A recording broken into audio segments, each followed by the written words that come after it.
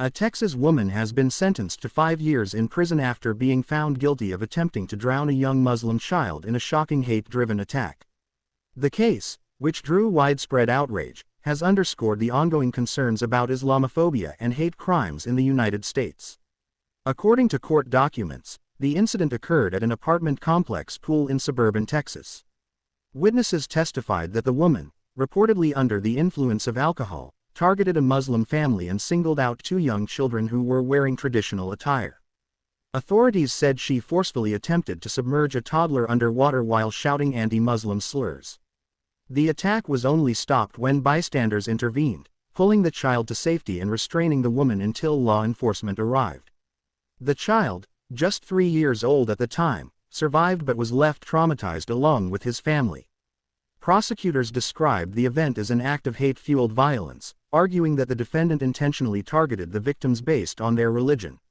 The jury deliberated over evidence showing that the woman had expressed anti-Muslim sentiments prior to the incident and had engaged in discriminatory behavior in the past.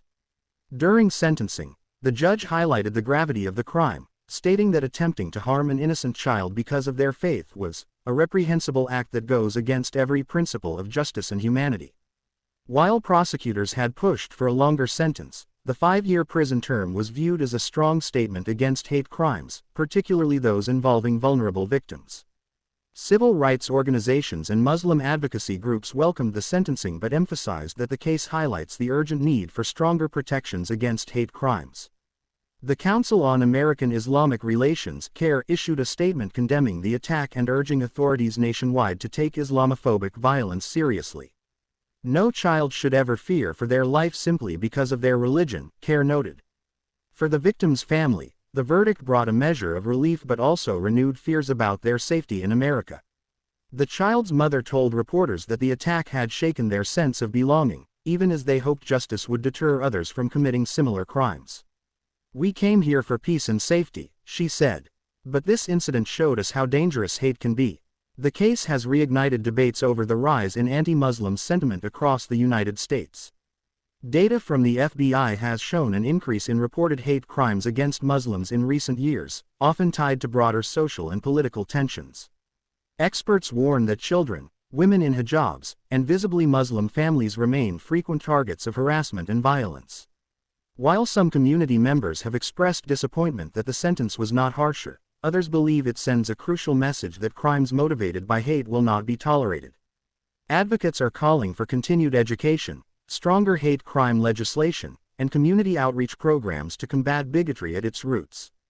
The Texas woman, now serving her sentence, will also be required to undergo counseling and participate in rehabilitation programs while incarcerated.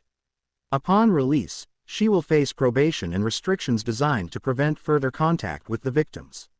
This tragic incident serves as a reminder of the deep impact of hate crimes, particularly when innocent children are targeted. It also highlights the resilience of affected communities, who continue to stand against discrimination and advocate for a safer, more inclusive society. As America grapples with issues of race, religion, and intolerance, the sentencing stands as both a cautionary tale and a call to action, urging society to confront hatred head-on and ensure that no child, regardless of faith or background, must ever endure such trauma again.